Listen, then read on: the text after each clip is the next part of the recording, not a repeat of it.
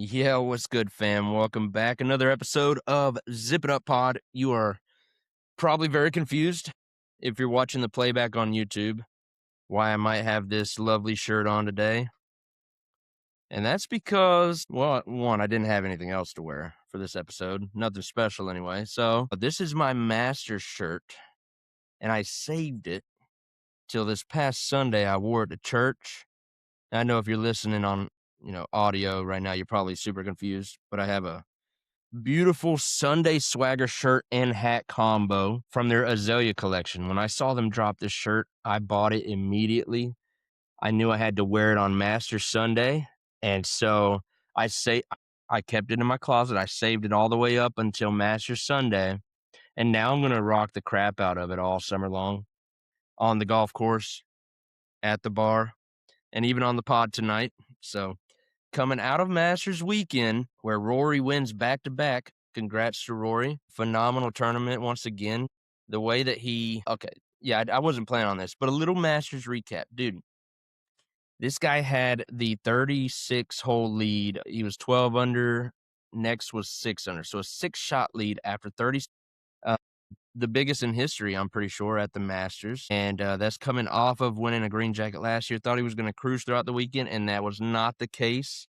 The leaderboard tightened up on Saturday, and then Sunday, the way things started, looked like Rory was going to choke it away just in the first few holes. Cam Young took the lead. Justin Rose had the lead on Sunday, I believe, at one point, but Rory never quit, never gave up on it. That's how the Masters goes. It doesn't start until the second night on Sunday. It just fluctuates so much. So many different things can happen at that course. It's amazing. That's why it's one of the best tournaments every single year. The drama that comes with it, and then the storylines that come out of it is now not only did it take Rory like 17 or so years to win his first, now he's won it back to back. Insane stuff. If you're a sports junkie like me, you just love it. You love it. I never cared for Rory early in his career, but I can't help but appreciate what he's been able to do here the last couple years. So, yeah, we rocking the Master shirt, the Azalea collection. I love this so much. Going to be hard to find me without it when I pack my bags and go on a trip. So, anyway, welcome back again. Another episode. Let's get into it. We're going to start with our drink of the night, which is tonight I've mixed up a concoction of amaretto and Dr. Pepper Zero. So I grew up drinking Dr. Pepper. That original Dr. Pepper, there's nothing that beats it. And a few years back, though, I started switching over to all zero sugar sodas, and I can barely handle a real soda anymore. So now I just only drink zero sugar when I have a soda, and it's just as good as I remember. It's definitely not the original Dr. Pepper, but it's close. It's won me over. But man, I put a little amaretto in this stuff. The amaretto is from Old Smoky Moonshine and Whiskey. So this is a amaretto whiskey, and it is delicious. It's like a spiked cherry Dr. Pepper. Lovely. So cheers. This episode is going out to my buddy Doug, who y'all have probably heard of before. You've seen him on our social media. I've referenced him quite a bit. Doug is from Tennessee, one of my best buds, and just celebrated a birthday on Monday. So happy birthday, my guy. Getting closer to the hill, if you know what I'm saying. And we're going to celebrate that one mighty strong.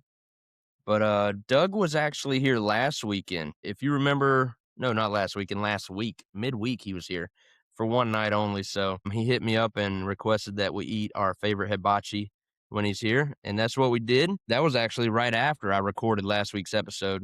I hopped out of the house and ran down to meet him for a dinner. Got to meet his dad finally for the very first time, Big Doug.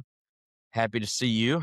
Can't wait to see you again. Some good guys right there. But yeah, Doug lives in Tennessee, so every now and then get to see him when he comes here. But what he does actually owns his own business and specializes in making mini helmets and also doing decals on full-size like football helmets. So he even made me the one of one. This is a Zip It Up Pod helmet that he made me last year. And this is the one that we just got signed by Chase Elliott and Jeff Gordon in Daytona when Doug was here visiting. Actually got to go with us. And so pretty cool to see the helmet that he created get signed by those two legends. And so, as I mentioned, Doug was here in Orlando last week. We grabbed Hibachi. He went home the next day. And then that weekend, though, this past weekend, Doug was actually in Bristol. He took his son and his parents went with him. They went to the O'Reilly race on Saturday. I had quite a bit of FOMO seeing his Snapchats come through. Looked like they had a great time. Ever since the day in Daytona that Doug and his son spent with us, his son has really latched on to the 17 car diecast that he plays with. And so his favorite driver is Corey Day now. And so you might have seen me or my podcast share some stories on Instagram over the past week or weekend. And that's because they were over there. They got a picture with Corey Day, got to meet him. And so pretty neat. Corey, if you're listening, thank you again for taking time out for those guys. Made their weekend memorable for sure. I had so much FOMO missing out, but I have been on myself a little bit hard because I haven't done great toasts lately, and this one feels worthy. Okay, this is a buddy. I'm a guy's guy. This is a buddy celebrating a birthday, so this episode is devoted to Doug Kickerman Carter, and I'm not gonna lie, I can't do birthday shout outs for every toast, but the ones that are very special to the pod, we got time for you. So Doug, this episode's for you. This drink is for you, brother. Happy birthday. Cheers. Let's have us an episode. That straw went pretty deep in there. Tons of amaretto in that sip, and that's the way I like it. You know what? We're gonna go pouch too. This pouch is for Harrison. All right, anywho, I got one bit of NASCAR news to share with you all, and it really feels like it's a week late. I wish I would have known this bit of news before recording last week. But as I mentioned, I recorded Wednesday afternoon. The pod was released. It gets released overnight between Wednesday night and Thursday morning. So when we all wake up on Thursday morning, we see that Alex Bowman is returning to the track at Bristol, which he was originally announced he was going to be out for due to his vertigo. He missed 4 races. This was supposedly going to be race number 5 that he was going to miss. So I had absolutely no preparation on last week's pod for Bowman racing at Bristol, but we are glad that he was able to return. And so that is your news in case you did not catch it this entire week. If you get your news here on Zip It Up Pod, Bowman is back in the 48. We will recap his day along with the rest of our guys in just a little bit, but it was not pretty, but he's back, okay? We're getting our feet wet. So, yeah, that's all the news. And really, coming out of Bristol, I don't have a whole lot of takeaways, not too many hot topics. It was rather uneventful, if we're going to be honest. So the 2 big things that I really want to touch on, number one, obviously, we got to talk about Ty Gibbs. The guy has been on quite the heater this season. I think he's now at 6 straight top 6 finishes in the Cup Series.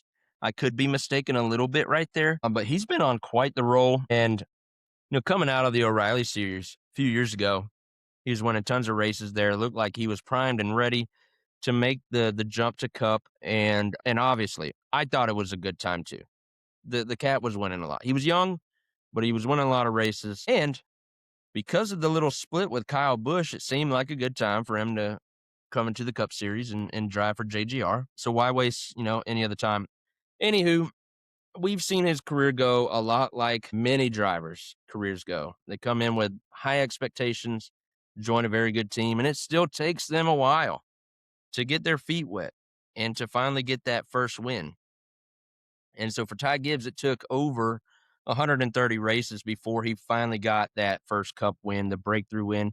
Now, it's no surprise that it happened at Bristol. This has been one of his better tracks. And if you remember us discussing some of the betting odds last week going into Bristol, I believe Ty Gibbs was plus 850. And we made sure to note that on the pod because that's going to be as low as his odds are this year. That is his best track. We've seen him have plenty of good runs there, and this week was no different. He didn't start off good, but they were able to correct things and rebound, and they gave him a car that could go out there and run with some of the best of the day. And even a late race pit strategy put him in position for him to seal the deal. And it's not like he got lucky. He held the guys off. Obviously, Blaney and Larson were the top two all day long and probably the two best cars. But Gibbs got that track position at the end of the race and was able to hold off the best of the best and earn the win.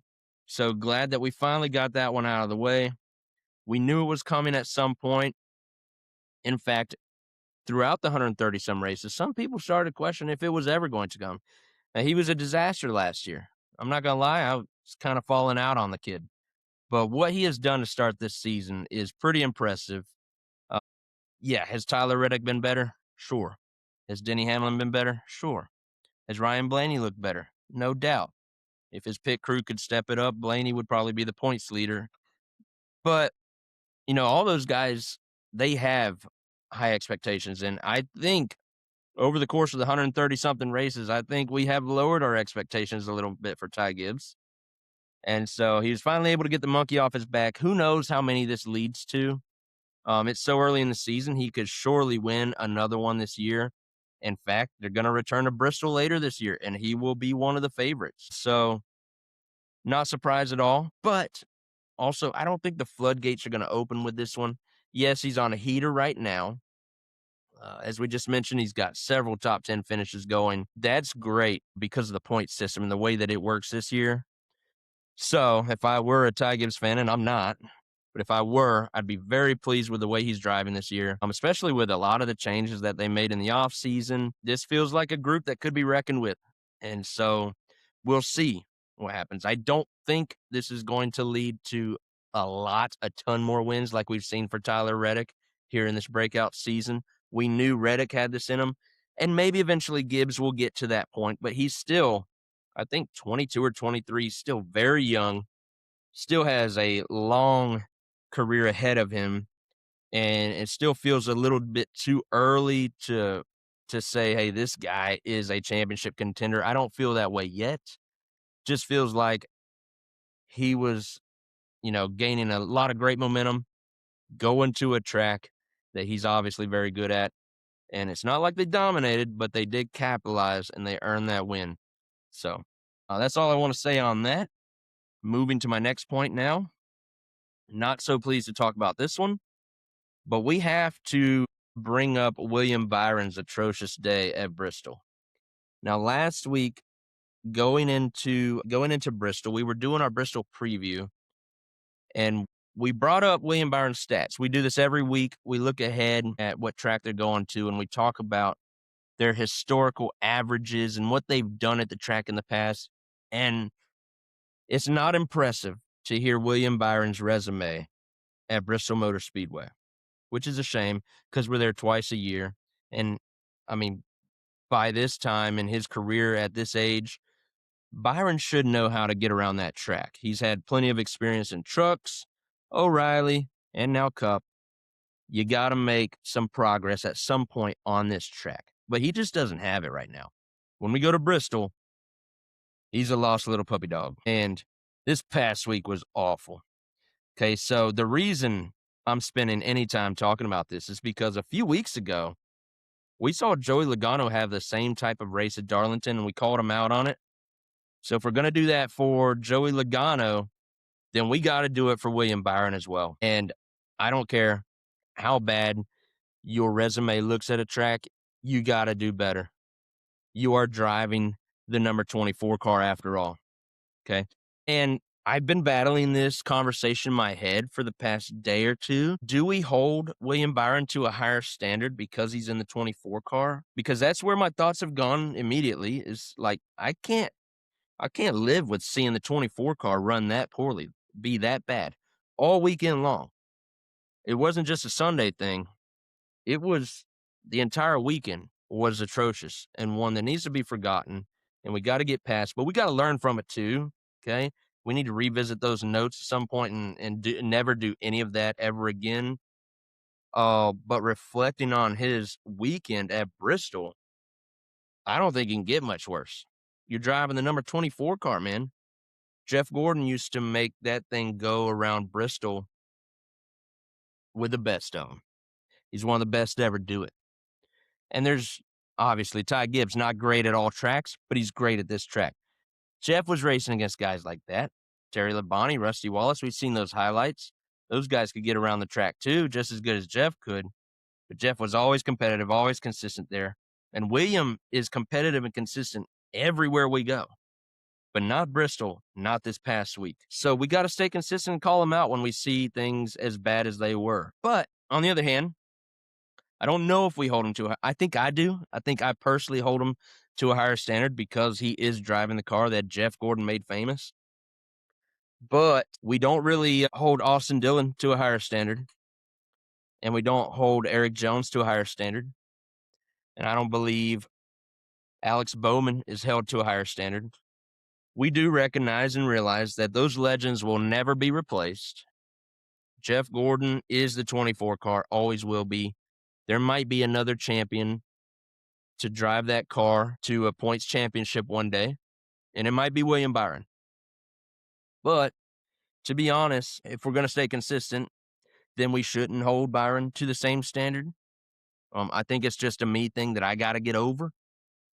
That's why I kind of really wish that some of these numbers would get retired. Like the 3, the 43, and the 24. I'm not sure they should ever be raced again. Besides the 3 at Richmond these days and the 43 at Darlington these days, each of those cars, the 3 and the 43, they're bad. They're going to have terrible days. And yes, William is going to have a dud of a day every now and then, but you can't be this bad. You can't be 5 laps down bad. Even at Bristol. I know it's a smaller track, tons of laps, a lot going on, but you can't be this bad. And we were this bad from the beginning of the weekend. It's a head scratcher kind of thing for me. There's no way we can return to Bristol in the playoffs, and unless he's got a points lead or very much in a contending spot when we get to Bristol, this is going to hurt him. He cannot afford to have this day in the fall when we return to this track. Man, really rough watching that team this past week and really feel like it's worthy of calling out. I'm not happy. I know that they're not happy. That's not the HMS standard, especially because we've seen what that team can do. William Byron, Rudy Fugle, the number 24 car is competitive everywhere we go. And this past week, they were the least competitive I've ever seen them without having like an accident or an incident take them out or have something go wrong for them. They just could not keep up with anybody. Terribly, terribly awful to watch. So that's the end of that. I've said what I need to say. Now we move on. And by move on, we're going to discuss each of our drivers and how they did at Bristol. It's only pretty for one of them. The other 3, very, very bad. So here we go. Bear with me, if you will. So let's start with Kyle Larson, the only bright spot on the weekend. So on Sunday, he started 8th, and then he swept the first 2 stages. Stage 1 was a win. Stage 2 was a win. But then he finished 3rd, even though he was in position at the end. Just did not have enough for Gibbs and Blaney there. But this was a great points day for Larson. And this is a track that you do count on Larson to be very good at. So the only thing that keeps Larson from being competitive at Bristol is an accident. And that did not happen this week for him. So really great points day for a team that badly needed it. Yeah, we want to see them win and get to victory lane when we come to tracks like this. But this is a step in the right direction. Got some stage wins and a top 3 finish. All right, next up, we got Chase Elliott. Started 18th and didn't score any stage points. Then finished 22nd, 1 lap down. So there was a late spin for Chase that hurt the result. Just a little bit, though.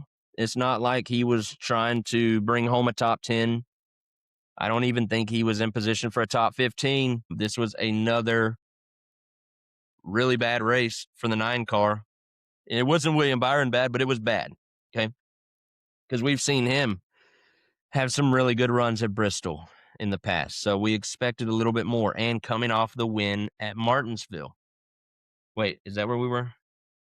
I'm getting my races mixed up. Yeah, we were at Martinsville. So coming off the second grandfather clock, We just expect a little bit more from Chase Elliott in the 9 car. But I guess the trend is true that it's good race, bad race, good race, bad race. Shout out to Blake from the Checkered Chat for bringing that up. And it's true.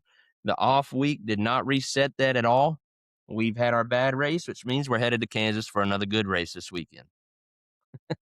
All right, so William Byron, not going to spend a whole lot of time here, but started 34th, didn't score any stage points, ended up finishing 30th, 5 laps down, and he lost a lap early and often in this race, was never competitive, could never hold his own, and yeah, that's it for that.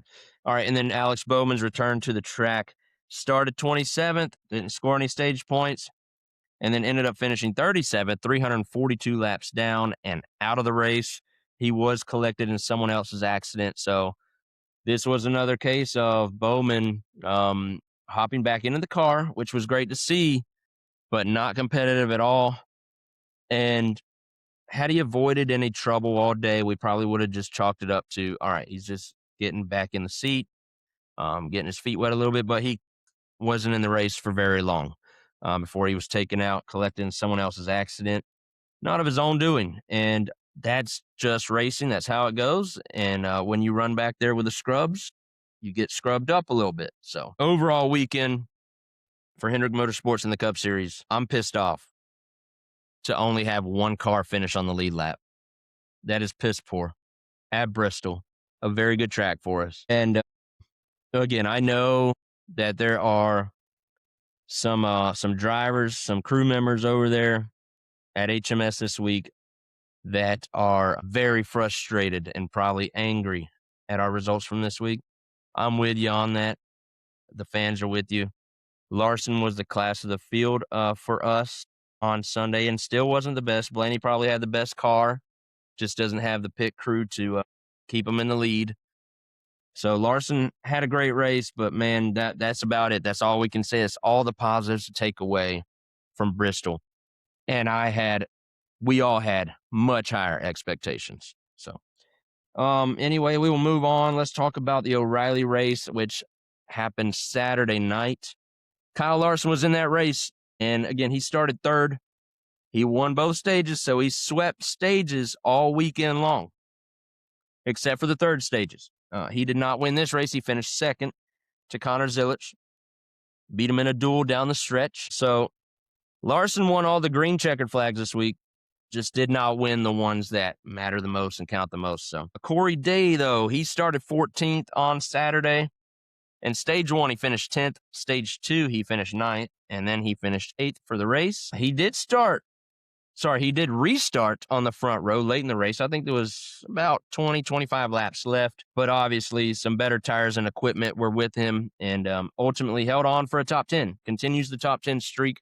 So happy to see that. Another good points day for Corey Day, but was not able to pull off that first victory yet. And it seems inevitable. I think it's coming. Everybody knows it's going to happen at some point, just not this past weekend at Bristol. All right. Let me take a swig of this drink. Oh, excuse me, 2 swigs after I mix it up. And then I will update you on the point standings for both the Cup and the O'Reilly Series. All right, so that's much better. Here's how we look in the Cup Series. Chase Elliott is 5th in the point standings. He's minus 122. And the leader is still Tyler Reddick, obviously. Then we got Kyle Larson in 6th. He is minus 120. And then William Byron is 7th, minus 141.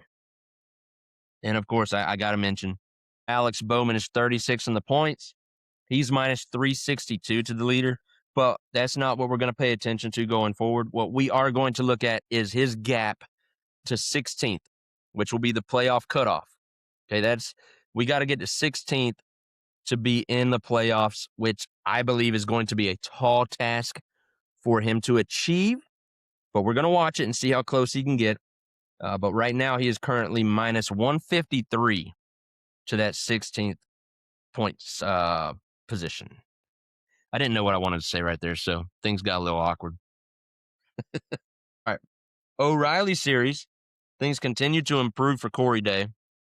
He's now up to 4th in the points. He's minus 166 to the points leader, Justin Allgaier.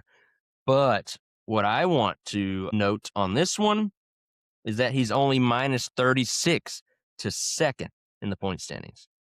So Allgaier's got a big lead, a big gap in the points. Corey Day's not too far behind. He's sitting in fourth right now. Really, really great. Really love that. And that's all I got from Bristol. Now we do our Kansas preview. Coming up this week, a track that we are the defending winners at. If you go back to last fall, I don't think we won the spring race last year. Could be wrong about that. I didn't even look at that.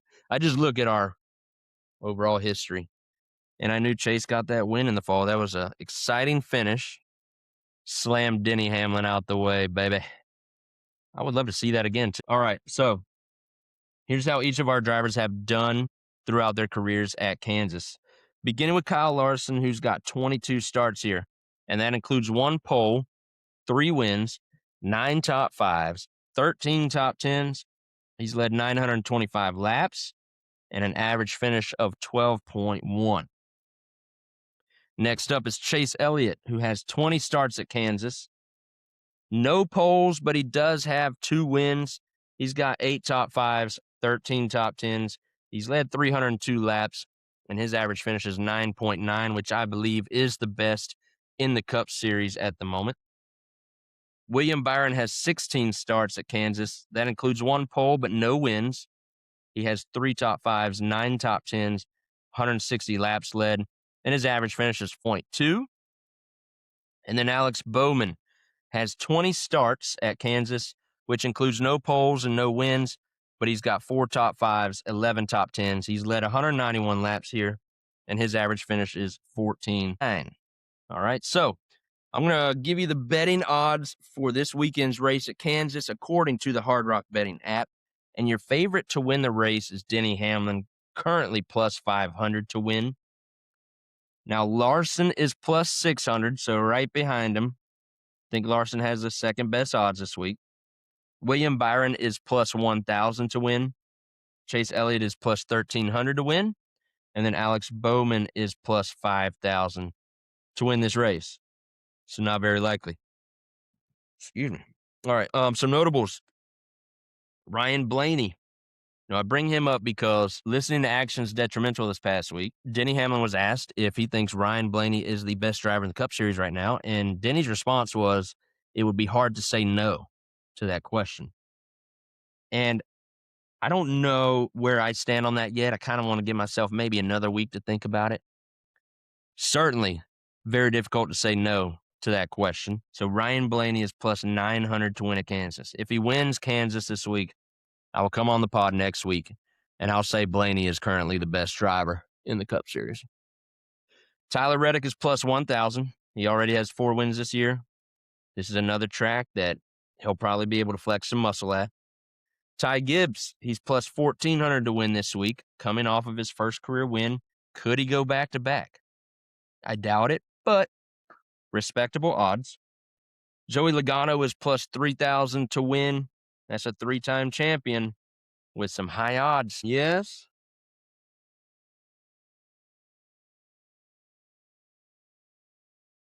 Hold on. I need to pause this real quick.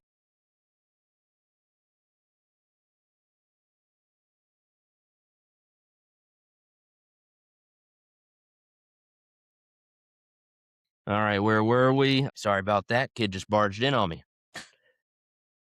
Crying too. So that will be my issue in a few minutes.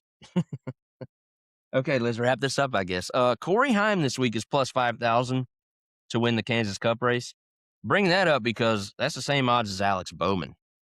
And it's better odds than Kyle Busch, 2-time series champ, over 60 career wins in his career. Kyle Busch is plus 7,500 to win this race. All right. In the O'Reilly race, I don't have the odds for whatever reason. Hard Rock did not have the race odds for their race this weekend, but we will have Corey Day in the 17, and then William Byron will be driving the 88 for JRM. So just wanted to bring that up so that you can be ready to watch those guys on Saturday. I'll give you the schedule in just a moment, but let's make our predictions first, beginning with our HMS pick on Sunday. I think this one's pretty obvious. We're going to have to go Kyle Larson, even though I know Chase is coming into a good race weekend. If the trend continues, which it will, I just don't have the belief that Bowman he needs more seat time, get back in the car, get back in the swing of things. He's not there yet. William Byron, coming off of a very bad Bristol race, definitely needs a good race at Kansas, but this is one of those tracks that he really doesn't have a great history at. Wouldn't surprise us if he has a great run, but not going to count on it. Kyle Larson just has a lot of momentum, I think, right now, building in the right direction. He's going up, and he's coming out of Bristol, great track for him. He had a great race, a great points weekend. This would be a good race at Kansas this weekend to take it to the next level and possibly win the race. So that's who I'll take. Our non-hindered driver that we're going to pick this week is going to be Chase Briscoe for many of the same reasons. We've seen Toyotas win a lot this year. Just saw Ty Gibbs win. Again, Toyota in victory lane. Chase Briscoe would be another Toyota visiting victory lane if he could put it together. And he had a rough start to the season, but things are turning in the right direction for him as well, just like Larson. I believe Briscoe had a top 5 at Bristol, so he was pretty good at the end of the race. This is a team to be reckoned with. They won 3 races last year, so he could definitely come out there and put that Toyota in victory lane. So that's who we'll take as the non-hindered pick. And then our long shot, we'll go with Carson Hocevar because much like Ty Gibbs, we know a win's coming at some point. Last year, Hocevar was off to a great start at the beginning of the season, kind of cooled off as the season progressed. Don't know if that will happen again here in his sophomore year, but right now he's still running pretty good every single week. So if he's going to win, if he's going to do it, it's going to do it soon. And I want to beat everyone to that punch with Briscoe and Hocevar. I want to say I picked those guys. So that will be our long shot this week. I think Hocevar is plus 2250 to win the race at Kansas. And that's all I got for you. The race preview over. Okay. So let me just give you the schedule. Trucks are off this week. O'Reilly Series will race Saturday night at 7 o'clock on CW. And then the Cup Series will race on Sunday afternoon at 2 o'clock on Fox. That's one of the earlier start times that we've seen in quite a while, 2 o'clock Eastern, which means if you're the West Coast, that's 11 o'clock in the morning. Make sure you wake up and enjoy the race. I do know that I have a lot of listeners from other countries, and so whatever time you're getting up and watching these races, I would love to know, actually.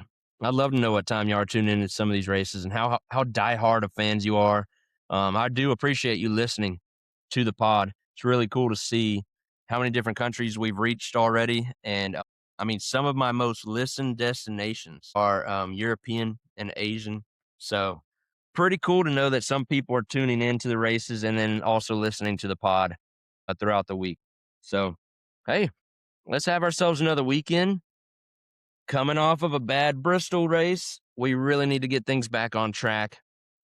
Hopefully someone can, and I don't want it to just be one driver, one team. It needs to be the entire team across the board. Hey, at some point, Corey Day is going to get it done on a Saturday for us too. So, hey, love you all. Appreciate you all. Happy birthday, Doug. And we'll see you next week.